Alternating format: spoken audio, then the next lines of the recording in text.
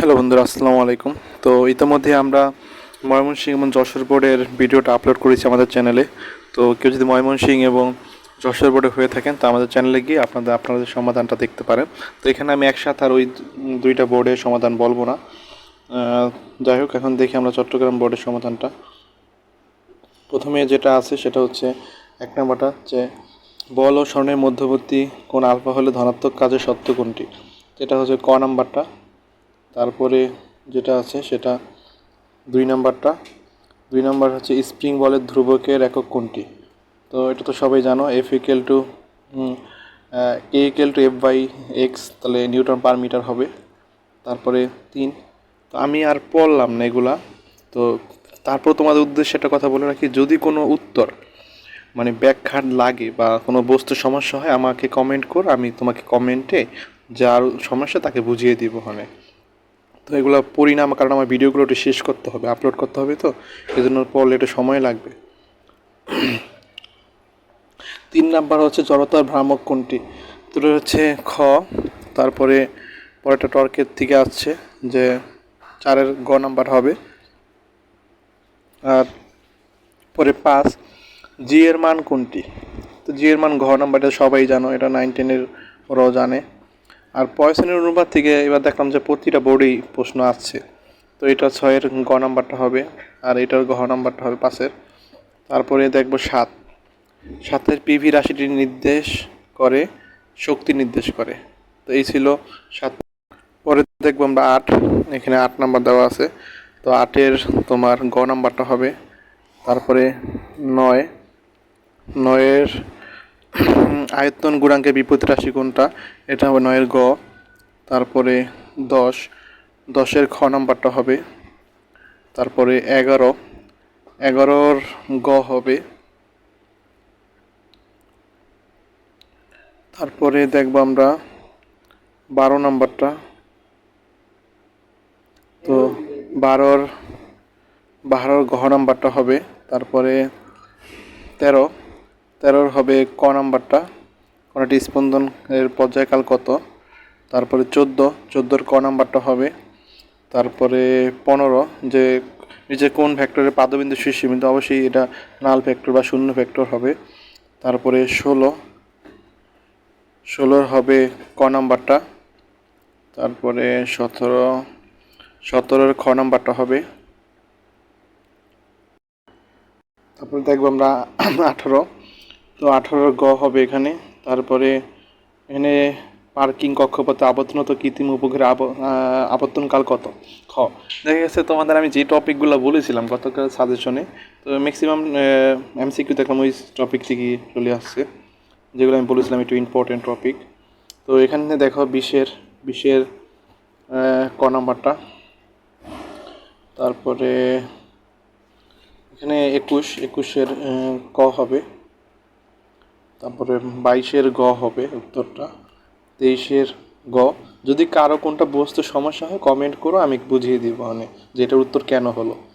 টর্কের মাত্রা কোনটি? টর্কের মাত্রা এটা খ নাম্বার এটা। আর 25-এর ক। তো এই ছিল আমাদের হচ্ছে চট্টগ্রাম বোর্ডটা। পরে দেখবো আমরা দিনাজপুর বোর্ড। দিনাজপুর বোর্ডের 1 নাম্বার হচ্ছে তোমার 1-এর হচ্ছে ক।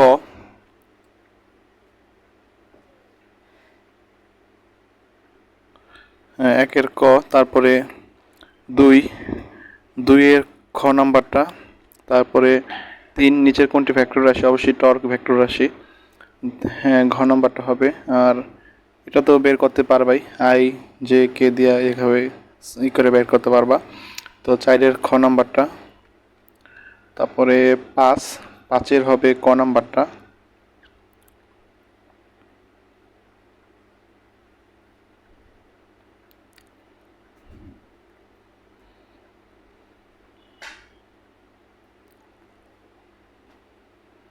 তারপরে এখানে 6 বলছে, তো 6-এর সঠিক উত্তর নাই, এখানে ব্যাখ্যাটা দেওয়া আছে, তোমরা চাইলে দেখতে পারো এখান থেকে।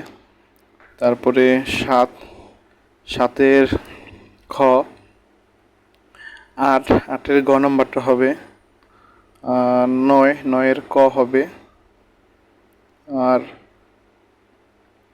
10-এর হবে গ নাম্বারটা। তারপরে 11-এর খ নাম্বারটা হবে।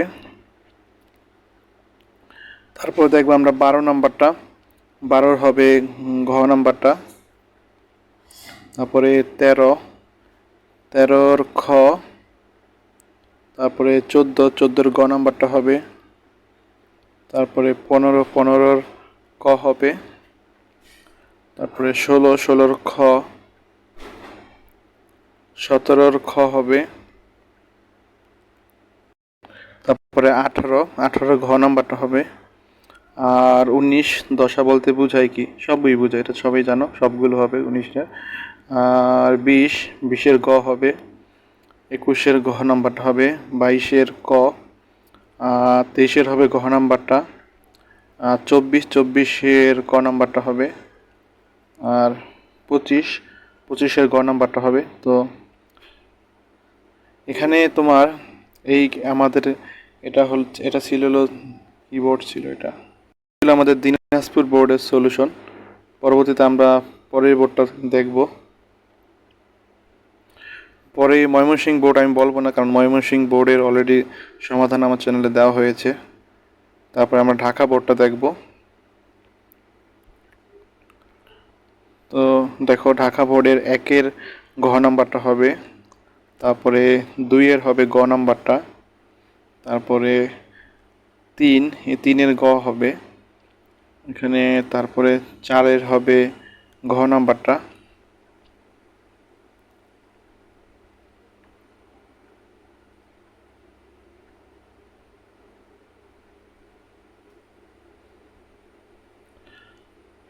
এখানে 5-এর ক হবে। আর 6-এর খ হবে যে একটি বস্তুকে সুতায় বেঁধে বৃত্তাকার পথে ঘোরালে কাজের পরিমাণ কত। অবশ্যই কাজের পরিমাণ 0, কারণ এখানে কোনো সরণ নাই। তো তারপরে ভূপৃষ্ঠে একটি সরল দোলক এবং এটা বলছে, এটার উত্তর হবে গ নাম্বারটা। 8-এর যে উত্তরটা সেটা হবে ঘ নাম্বারটা, যে নির্দিষ্ট সময় পরপর যে গতি পুনরাবৃত্তি ঘটে সেকে অবশ্যই পর্যাবৃত্ত গতি। তারপরে পরম শূন্য তাপমাত্রায় কোনো গ্যাসের গতিশক্তি কত হয়, 0 হয়। তারপরে 10-এর গ নাম্বারটা হবে।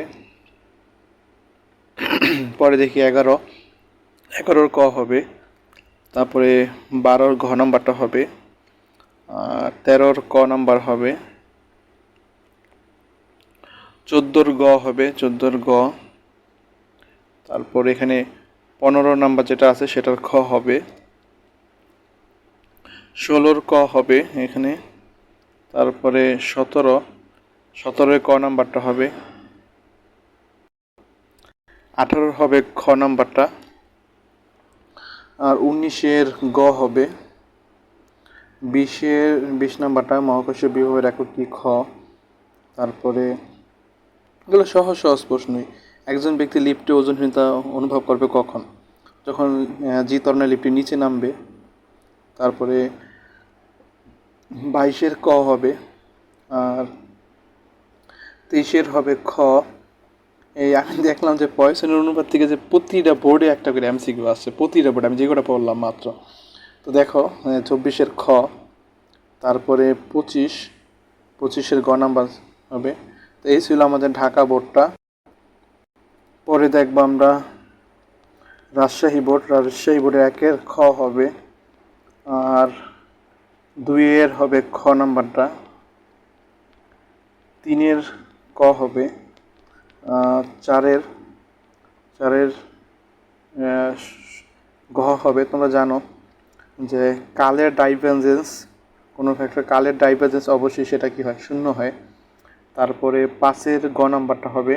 তো তোমাদের যদি কারো কোনো, তারপরে 6-এর ক।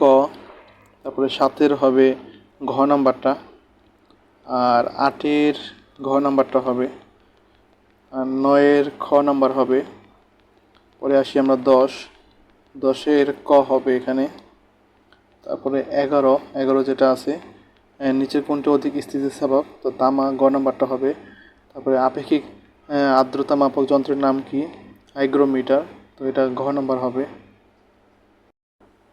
পরে দেখি আমরা মাত্রা কোনটি? এটা 10-এর হবে খ। গ্যাসের চলরাশি কয়টি? এটা হবে গ নাম্বারটা। 15 যেটা আছে সেটার হবে ঘ নাম্বার। তারপরে 16-র হবে খ। তারপরে 17 যেটা সেটারও খ হবে 17 নাম্বারে। তারপরে 18-র খ হবে। তারপরে 19-এর ক হবে। 20-এর ক হবে। আর 21-এর খ হবে।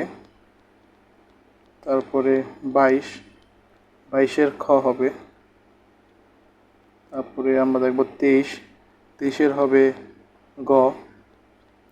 তারপরে 24-এর ক হবে। আর 25-এর হবে ঘ নাম্বারটা।